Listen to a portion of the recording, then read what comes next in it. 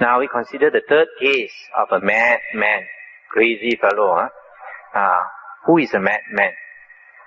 Last time there was somebody who worked in Tanjung Rambutan.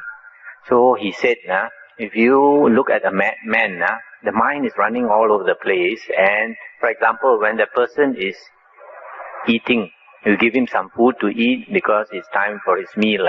He will eat. After maybe 5 minutes or 10 minutes, suddenly a thought occurs to him to do something. And then he forgets that he's eating, suddenly he gets up, spills the food all over the place and he goes to do something. Maybe go and do some carpentry work. And then after doing for a short while, suddenly the mind tells him to do something else. He drops that and do something else. So, this person has a deluded mind. A mad fellow has an unfocused mind. He does not see things as they really are. Because he does not have a developed mind. He has a mind that is, one screw loose, muddled up mind. So you can see the practice of Sati Sampajanna is not so simple. It's not just mindfulness or awareness. In the practice of mindfulness, you have to remember all the time to direct it on body, mind and Dhamma, not outside on the external world. And you have to be in the present. And then the third one, you have to see all things as mind and body, as this is not mine, this is not I, this is not myself. But still, this is not sufficient if you have a deluded mind, like the crazy fellow, the insane person. Because that deluded person is unable to see things as they really are. In fact, in the suttas, the Buddha said, only the Arahant is sane. Only the Arahant is sane, not mad. This implies we are all insane to a certain extent. We may not be tiga suku, but maybe one suku. Now, the condition to make us undeluded, to be able to see things as they really are, is given in several suttas as Samadhi, concentration of mind. If you have Samadhi, then you are able to see things clearly. Why? Because when you have Samadhi, the hindrances, the 5 hindrances are abandoned. So you can see that to practice Sati Sampajanna, you must have Samadhi. Samadhi must go hand in hand with Sati Sampajanna. That is why, you see, before I come to that, the practice of Sati Sampajanna is basically called Vipassana. And Vipassana means contemplation. It does not mean insight. Because in the Sutta, in the Anguttara Nikaya 2.3.10, it is stated that insight is the result of practicing Vipassana. So, insight is the result of Vipassana. So, Vipassana cannot be insight. Vipassana is contemplation. If you contemplate properly, then you have insight. So, Sati Sampajanna is basically Vipassana. Now, the practice of Samadhi is called Samatha. Samatha means tranquilization of the mind. You tranquilize, you make the mind peaceful. So peaceful until you get Samadhi. So the result of practicing Samatha is Samadhi. And this Vipassana and Samatha go hand in hand. You cannot do without one. Now, in a sutta, Anguttara Nikaya 4.170, this sutta was spoken by Venerable Ananda. And when Venerable Ananda was very old and the Buddha had passed into Nibbana, so all the monks and nuns who attained Arahanthood, they would come and declare to the Venerable Ananda that they had become Arahants.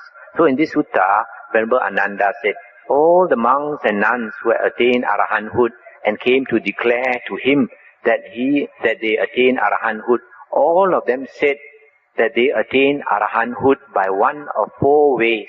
In other words, the way to liberation is only within these 4 ways. of meditation. There's no other way, because all arahants attain by these 4 ways. What are these 4 ways? First one is practice samatha first, followed by vipassana. This one I think most people know. We practice samatha first, followed by vipassana. The second one is practice vipassana first, followed by samatha. This one many people don't realize. Even if you practice vipassana, you still cannot become an arahant if you don't practice samatha. So vipassana followed by samatha. The third one is samatha and vipassana together. And the fourth one is meditation on the self, trying to inquire, who is this self? Who am I? Is it the body? Then slowly you realize it's not the body. Then is it the mind? And then you start investigating the mind until the mind becomes one-pointed. After the mind becomes one-pointed, then the way is clear to you, how to practice.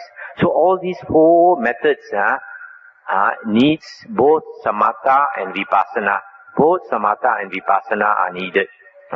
There is no way to attain arahanthood without samatha practice.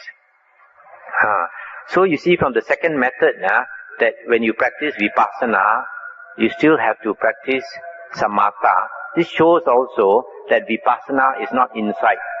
If vipassana is insight, then you don't need to practice samatha anymore. Vipassana is just contemplation. Contemplation, it gives you some insight. But if your samadhi is not enough, it's not able to give you the deep insight necessary for arahanthood. That's why that person has to practice samatha. And then only he has attained that condition where a deeper insight can be attained. So from here you can see that vipassana cannot be insight. Now this samatha and vipassana can be said to be the positive and the negative aspect of meditation. Because when you practice samatha, you cool the mind, you tranquilize the mind, you make the mind calmer and calmer and calmer, cooler and cooler and cooler.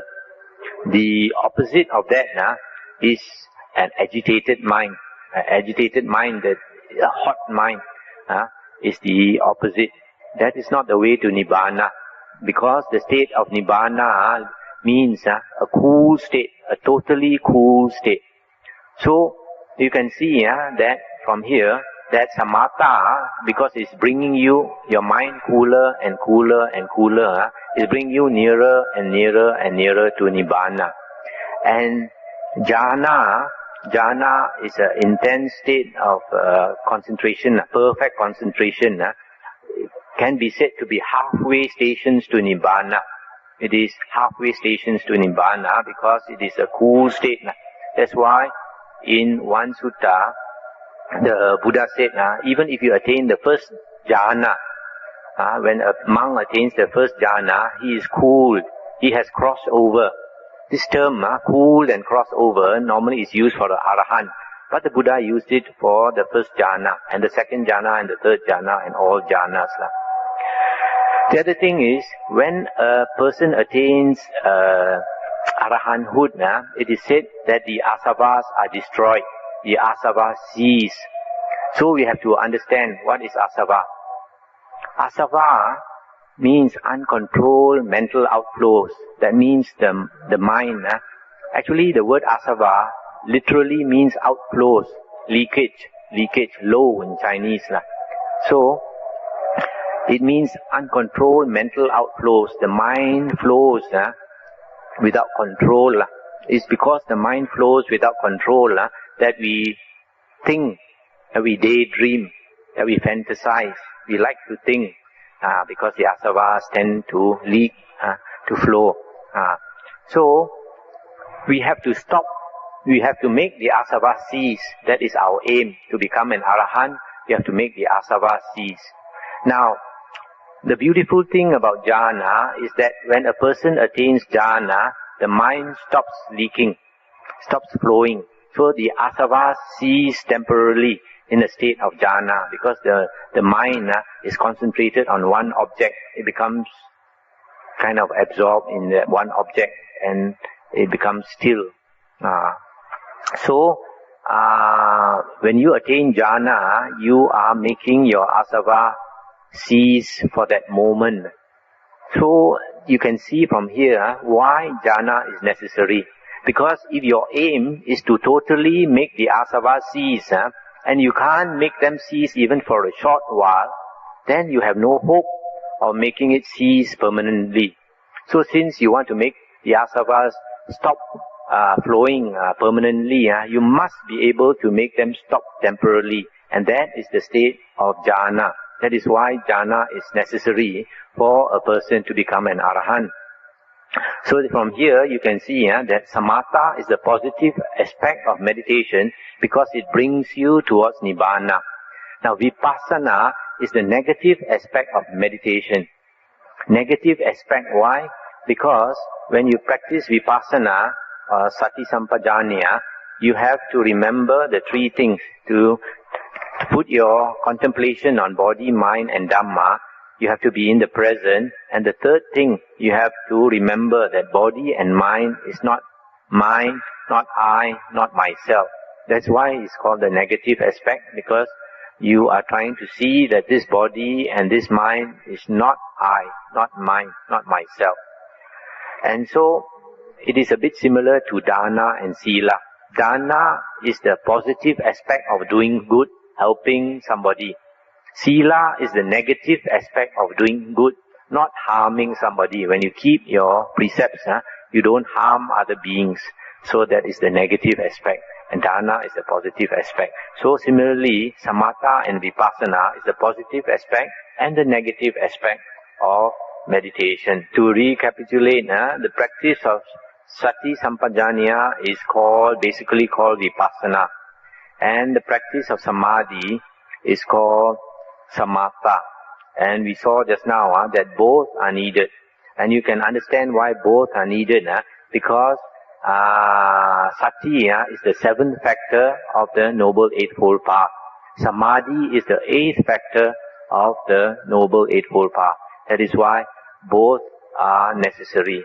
The Noble Eightfold Path, all 8 factors of the Noble Eightfold Path are necessary to make us get out of samsara, to become an arahant. You cannot leave out any one of the 8 factors. That is why we cannot leave out samadhi.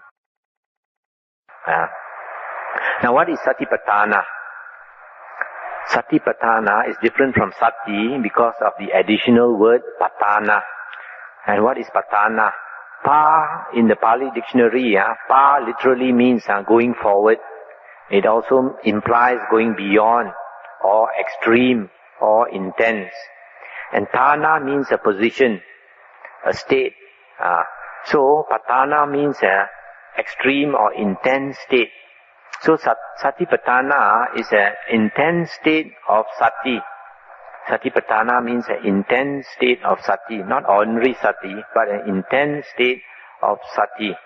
And in the Majjhima Nikaya, Sutta number 44, satipatthana is said to be a characteristic mark of samadhi.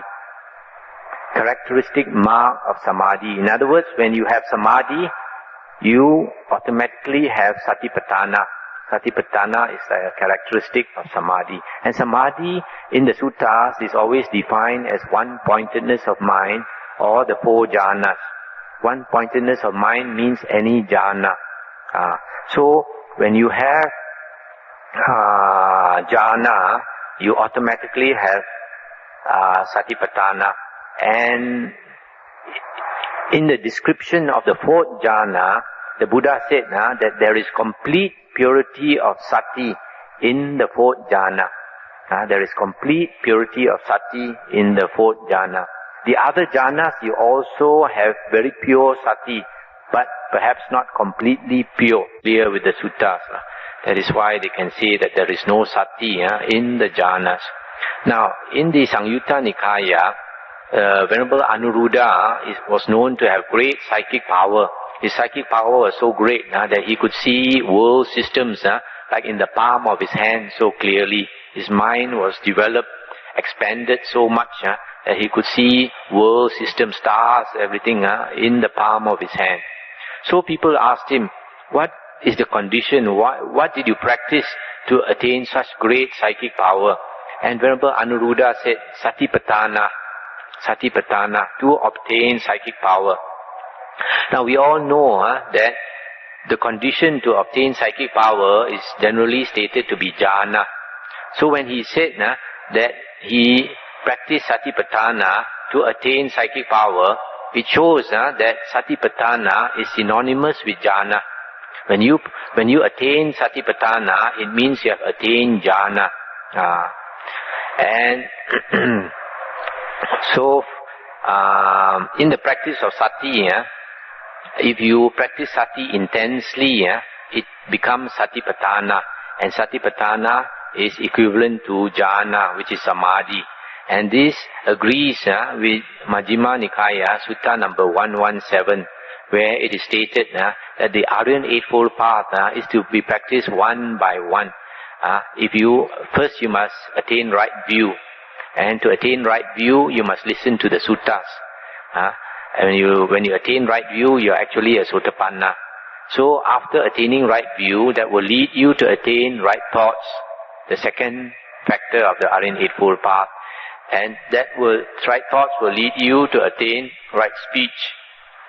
Right speech will lead you to right action. Right action will lead you to right livelihood.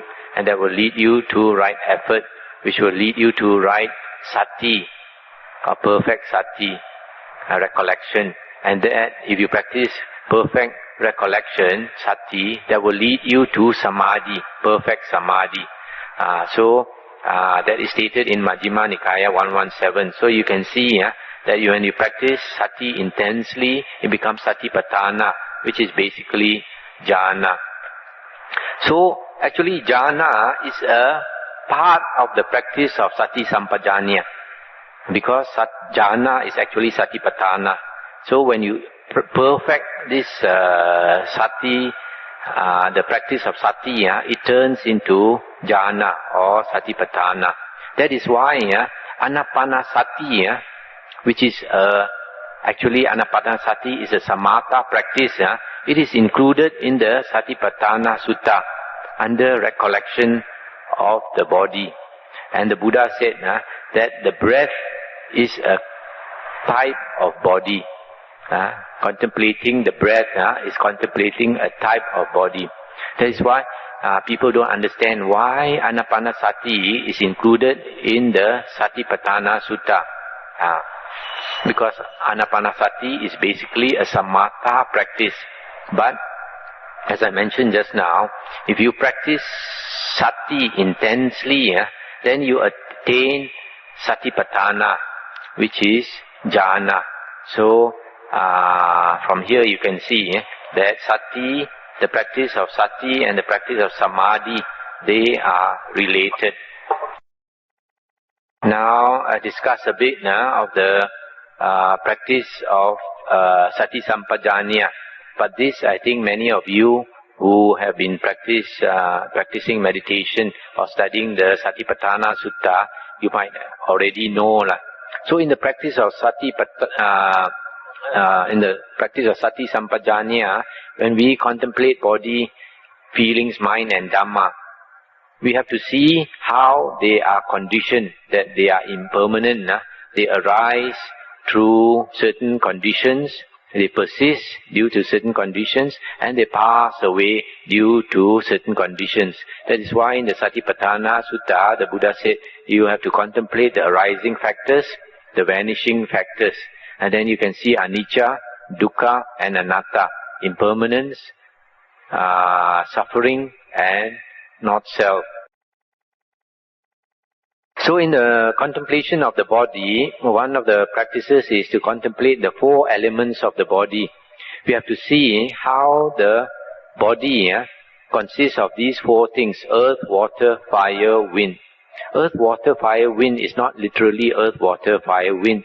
Earth represents the hardness element, and water represents the fluids, fire represents the heat element, and wind is the wind element.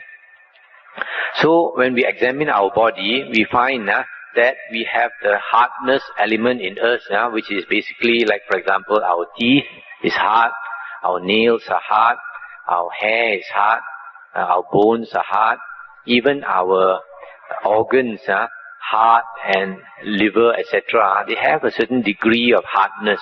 So these are the earth components in our body. And then the fluids, like our blood, our urine, our phlegm, etc., these represent the water element in us. And the heat in our body represents the heat element. And the winds in our body, which come out through our mouth, through the bottom, etc., these represent the wind element in us. So when we examine our body in this way, we see that our body basically consists of the four elements, just like other things in the world. Other things in the world also has the these four elements. For example, a tree. A tree has the hardness element, it has the fluid element, and it has some heat element, and it has the wind element also within. That's why when you pour water on a plant, the water is sucked up because of the wind element. It's the motion. The wind goes, all the nutriments goes up to the leaves, etc. So when we contemplate our body again, we find that our body is conditioned by food. If we have good food, then we have a strong and a growing body. For example, a young person, because of taking food, it starts to grow. So that is the arising factor. And without good food, one is weak and may sicken and die. And if a person is starving, you can see the body deteriorating. So that is the vanishing factors of the body. And again, you can contemplate how the body is easily affected by weather. If the weather is too hot or too cold, we get sick. It is affected by contact. Suppose somebody were to take a sharp object and poke you, you get hurt. So your body is easily hurt by contact. It is easily affected by air. If there's too much pollution in the air, it poisons our system. We can get sick, we can get cancer of the nose, we can get cancer of the lung, etc. And then our body depends on water. If you don't have enough water, the body cannot survive. And then the body depends on nutriment, etc. So the body is just is something that depends on so many factors. If any one of these factors is lacking, then the body cannot survive. In fact, we are a bit like a tree. If the tree you don't give it fertilizer, it doesn't grow well. If you don't give it enough water, it may just dry up and die. If the sun is too hot, also the tree may die. So the tree is a bit like the human body. Like if we cut the human body, blood flows out. If you cut a tree, the sap flows out.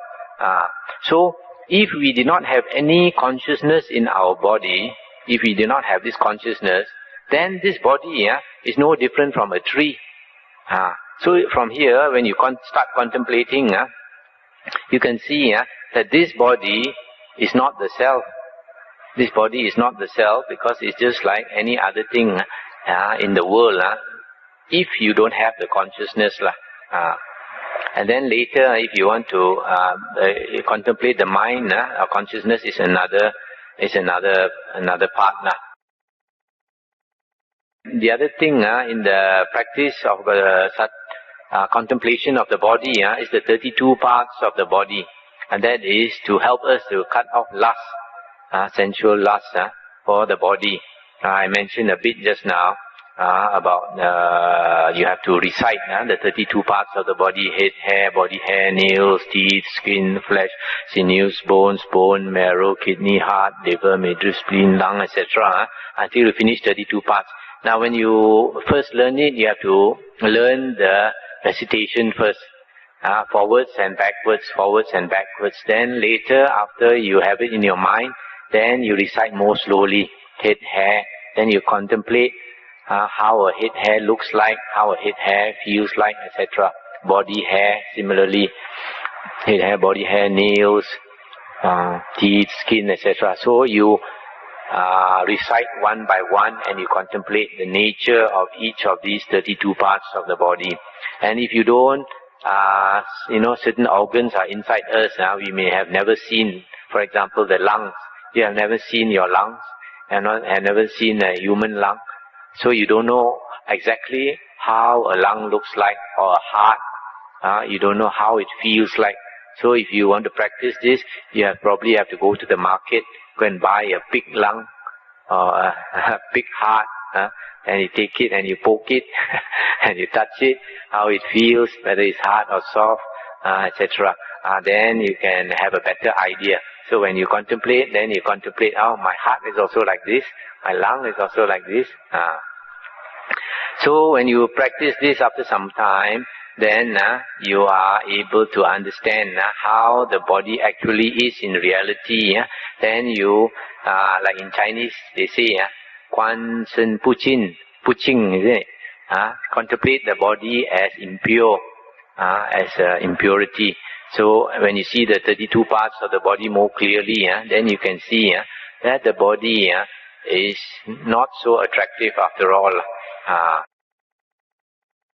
Then another type of contemplation in the Satipatthana Sutta is to contemplate on the various types of corpses. A corpse is 3 days old. Some of you, I'm quite sure many of you have seen a corpse which is 3 days old, because our Chinese, if somebody passes away, they put the body in a coffin and they keep it for 3 days or 5 days or 7 days. So with the glass there for you to see the face. Then when you look at the face, you see it for the first time, you get a bit horrified. It's a bit swollen, blue-black.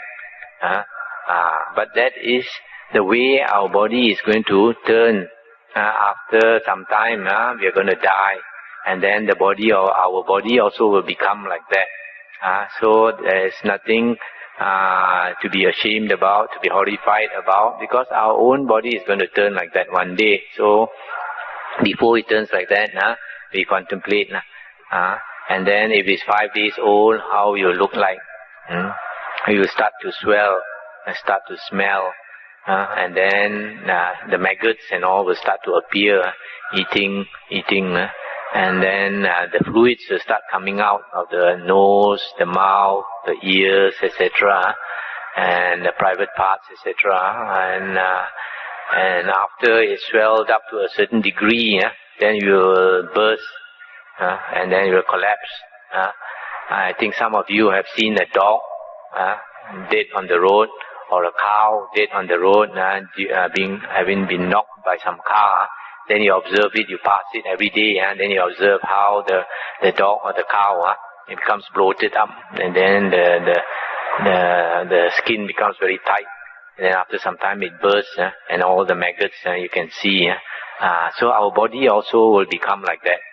And then after some time, the flesh will start becoming less and less as the maggots eat it. You can still see some blood. After some time, maybe the very little flesh is left, and then the blood also will dry up. And after a while, you see it as a skeleton.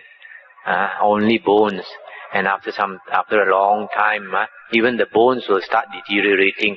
After some time, you see the head here, the leg there, the hand, different place, all over the place, and after some time, they will turn into dust. So when we contemplate that way, then it helps us to cut off the conceit, I am, I exist. Last time when I was in Thailand, I was staying in a monastery where they had a place for cremation, and it was purposely built so that the monks could witness the cremation. They had these bricks and all that laid with a place for putting a lot of wood, and then they put the corpse on top of that pile of wood. Then the monks would go and see before they light.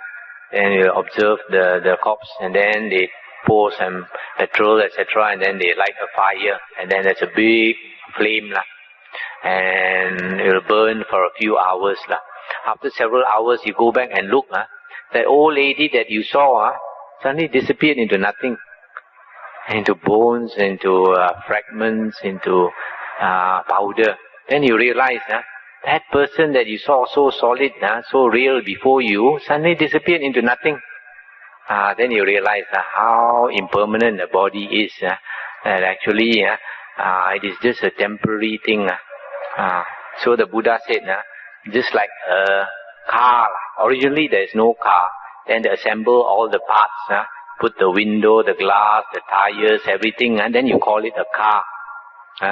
Or in the Buddha's time it was a carriage, chariot. And later, after the car gets broken down, after 20, 30 years, it's thrown into some rubbish heap. Then the whole thing starts to deteriorate. The tire will go one place, the windscreen will be broken, all the parts all over the place. Then where's the car? There's no car. It's just a temporary condition. So from there, if we contemplate in this way, it helps us to see that there is no permanent abiding entity in anything in the world.